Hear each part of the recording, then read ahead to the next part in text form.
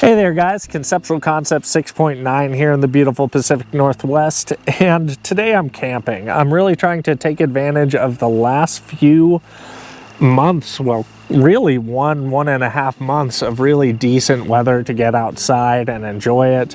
I know you can enjoy winter as well, and I plan to do some winter hiking and all that stuff, but I don't particularly like camping in it. So you can see the stream behind me. Hopefully I'll be catching some fish, but I'm a pretty shitty fisherman, so I brought some other food just in case. But today's video, I really wanted to go over what is a modern rifle, because people toss that word around a lot, and they toss around this is new technology and this is old technology. I've gotten it multiple times in the comments, and I really wanted to address that today. So something I hear pretty regularly is when people describe specific firearms, they're like, this is new technology, this is old. And I really wanted to have this discussion, and I might be wrong, so I'd love to hear in the comments down below. But really, technology hasn't made a huge leap in terms of small arms since the 1950s. AR, AK, all that stuff, they're all intermediate caliber rifles. They all function fairly the same. Now, some might be more accurate, some might be more reliable, some might have different features than others, but they all achieve close to the same goal. So these aren't leaps and bounds in technology, and I wanted to go over this today. I wanted to go over the progression, what makes a rifle modern anymore, and we'll talk about the next gen rifles as well. So I have my AR-15 here today because really this has shown the most modernization in terms of accessories, in terms of all the alternative parts you can put on it. So you can really start, and we'll roll some pictures in of the different firearms as we go along. You can really start the journey with the AR-15 with the M16A1. Triangle handguard, 20-inch barrel, fixed stock, carry handle, all that good stuff. That was the very first, and it was very, very light. It was an incredibly solid firearm. They had some teething issues when it first came out, partially because of military incompetence and partially because, you know, they have to square out the design. So you get into that, and most people would not look at an M16A1 and say it is a modern rifle, right? It is new technology anymore. It was over 60 years ago. It's not new technology anymore. So as we progress, let's move on to the M16A2. Was there a giant leap in technology there? No, the actual core firearm is fairly similar to the M16A1. The difference is different handguard, different barrel profile, different rear sight that actually Eugene Stoner really hated. He thought it was too complicated and it was too easy for the average foot soldier to, you know, fuck up. He wanted it to be simple, and I kind of agree with him there, but we definitely trained our soldiers well, and overall that wasn't so much an issue. And lastly on that, had a different stock. So then we move on. The M4 carbine becomes a thing, and you get into more of the what's known as the Blood Diamond or the Gordon carbine. This is, in my opinion, really where modernization started for the AR-15. The M16A2, I don't really feel was a huge step forward. I feel like it pretty well achieved the same goal. Oh, one other thing the M16A2 did is it changed the twist rate on the barrel from, I believe it was 1 in 12 on the M16A1 to stabilize those 55 grain bullets to a 1 in 7 to stabilize heavier projectiles on the A2. But I got kind of sidetracked. Let's move back.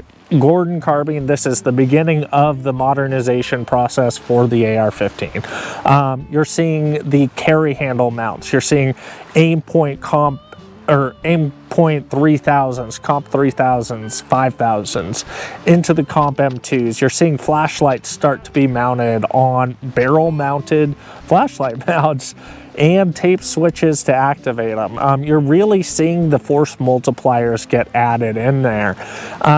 Then let's move on, and the M4A1 was really the starting point for modularity.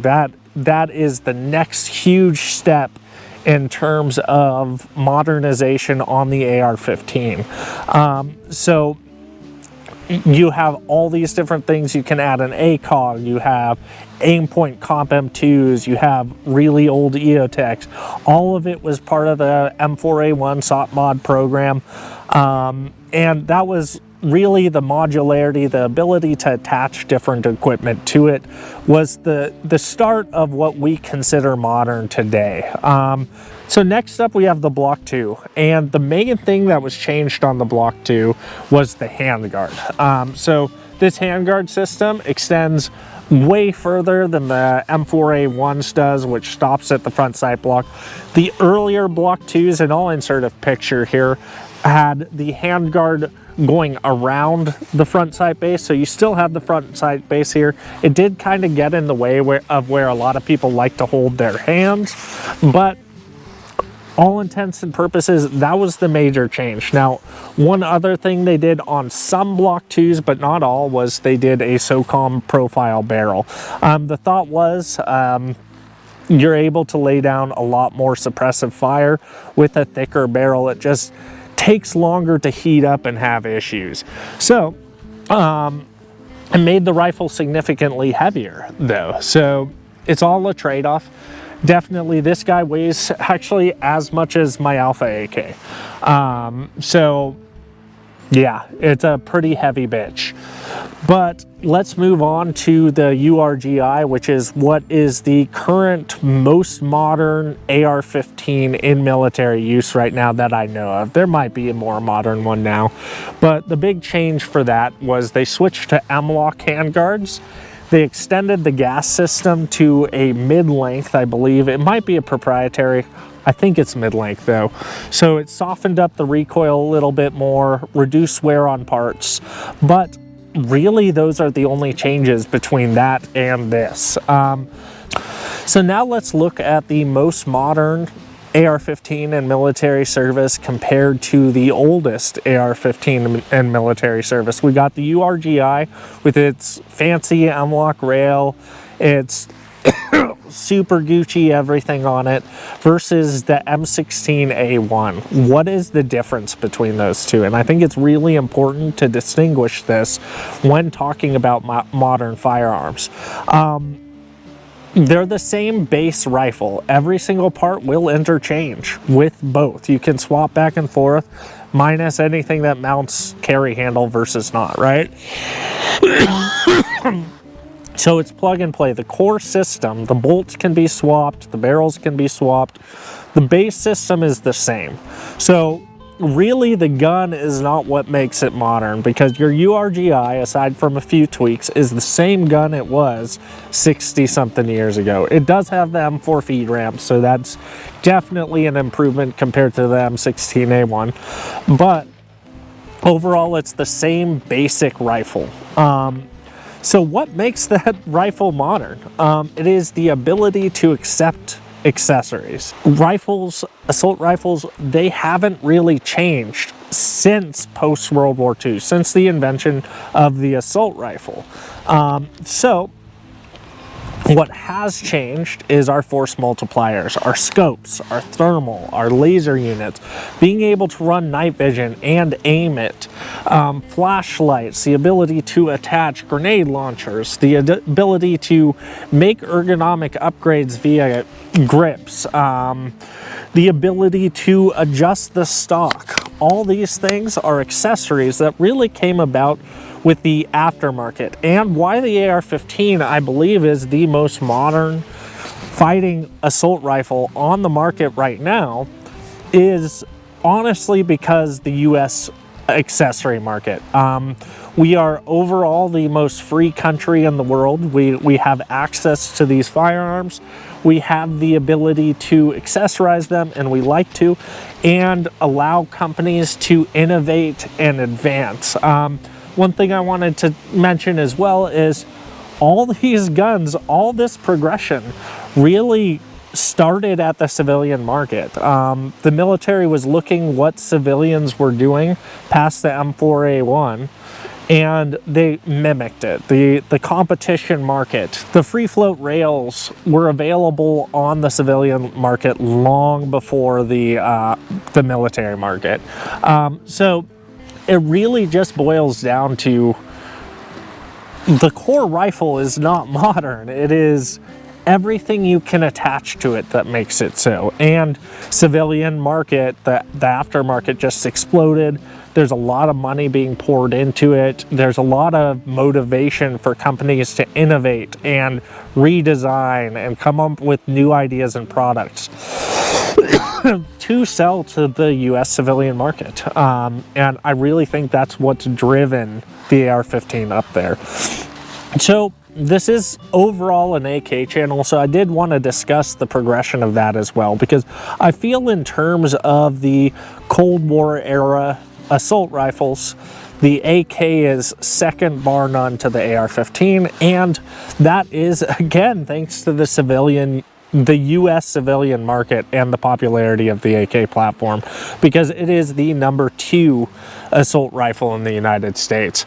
So really the AK market, in my opinion, is about 10 years behind, and let's go through the history on that. Let's start with the AKM. The AKM came about, I think, in the 50s.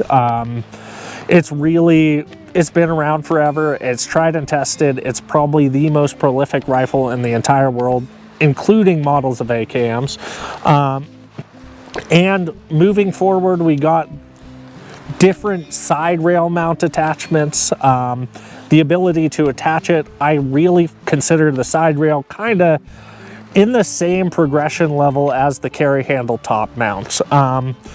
So then you move forward, they changed calibers to 5.45, but the modernization applies to both. The great thing is they made them fairly reverse compatible. All the furniture fits both guns. So you get into the modernization packages there. Past the side rails with the scopes and all that stuff, you get into the chassis systems. That's really mirroring the M4A1, where you had a rail system to be able to attach lasers and lights and optics as well. So the chassis systems are more like the TDI X47. I have one of those. It definitely feels around the early GWAT era to me as well. And those two progress fairly well the same. Moving on forward, you get into the Alpha AKs. So the Alpha AKs really started with the TDI. And then the Russians, ironically enough, were also buying Texas Weapon Systems rails. If you look at Vickers' old video from the Alpha Series AKs, they were running, I believe, a Zenitco handguard and a Texas Weapon Systems rail. And these were Spetsnaz that he was interviewing. So again, this is where the US market, where we just dump money into it, allows for the progression of things. Now, I'm going to be honest, I have mixed feelings on the TWS, especially the earlier ones. The Gen 3 seems to be holding good, but I have run into a quirk on mine. I'll probably do a review in the next few videos on that, but we'll move forward from that. You get into the Sure Shot chassis and the Zenitco full like B33 dust cover, all that good stuff. Those guys are really, in my opinion, about where this guy is and the URGI. Few different quirks on that, but part of the modernization package. Now, again, we went over on this on the AR-15. What makes it modern is the ability to attach accessories. The AK as well. The AR-15 is just a little easier to do that in, but core function, AK can do it too. All right, so now let's get into the next gen systems, the next generation, the modern firearms, the guns of tomorrow, if you will. Let's say the CZ Bren 2, the SIG MCX. We're just going to stick to assault rifles for now because that's kind of what we're going with. But what do they all have in common? They're all piston systems, and this isn't shitting on DI. I know internal gas piston system, keyboard warriors, calm your panties. But they're all veering away from DI. Now, why is that? I think there's one major reason. I don't think it's reliability. DI systems can be incredibly reliable. There are ones that have gone extended distances, and especially if you maintain them, you can trust your life to them. But I think it is this thing on the end of the barrel here, the suppressors. They are getting to be more and more of a common use item in the military, and we're moving towards putting them on all of our rifles. And don't get upset, guys. I'm not shitting in your Wheaties, but DI is a pretty shit system for running suppressed. It really is. Now, you can tune it. One great part about ARs is they are very tweaked. You've got a lot of different parts you can mitigate those issues with. But end of the day, you are blowing gas into the receiver, into the bolt carrier group, into the action to cycle the gun. And when you suppress a firearm, it increases back pressure, it increases gas back there. Suppressed weapons do need to be cleaned more regularly than unsuppressed weapons. And I think all of those are why we're moving away from the DI system. I think it'll be a long time before we replace it in the United States military, but that, I believe firmly, is why all these next-gen systems, including ours, the ones that we are running and choosing to run, are moving away from DI. So with that being said about the next-gen rifles, do I think the AR-15 is just going to disappear? No. As everyone has mentioned in the comments, the ability to modernize and accessorize this firearm, like I said, I think accessories right now are the key to a modern rifle.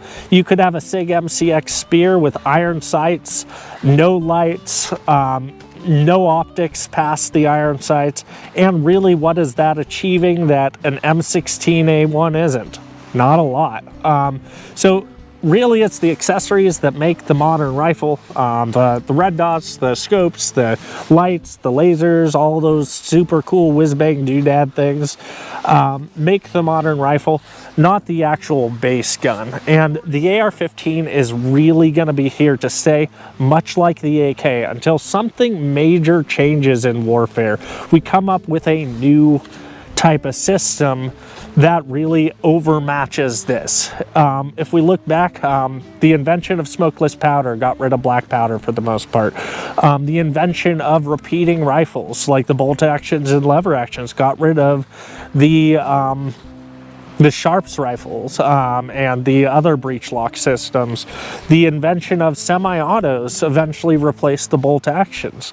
The invention of battle rifles replaced a lot of the semi-autos like the M1 Garand. And then we're in this lull right now where the invention of the assault rifle has replaced all of those. And it feels like this is one of the longest stints since smoke powder was invented, where we're just running kind of the same thing that we've been running for since post-World War II, really. So do I think assault rifles or the AR-15 or the AK or the MCX or anything else is really modern? Not really. It's the accessories they accept, because if you were to take away the accessories like this is fairly modern, but same base gun and an M16A1 platform, not a modern gun. Same thing goes for if you have an MCX. Let's say you have a SIG MCX, you're just running iron sights, you don't have any lights on it, you don't have an optic on it, you don't have a suppressor, you don't have any vert grips. Really, what is that achieving compared to, again, an M16A1? Not a lot. It's the same basic function. What allows those rifles to really squeeze out every bit of performance that you can really is the optics, the lights, the ability to shoot at night, the ability to see further. Those are what are allowing you to squeeze out the potential of the rifle, because the rifles can all do it. It's your ability to use that function, and all these things make it easier. So I guess what I really wanted to get at with this conversation is there is no real modern rifle. There are modern accessories, because without those accessories, your rifle isn't modern. It's gonna perform the same function as a 60-year-old gun. Hopefully you guys enjoyed this rant. Hopefully it didn't bore you or piss you off, but past that, don't forget to go outside, touch grass, and eat ass. All right, guys?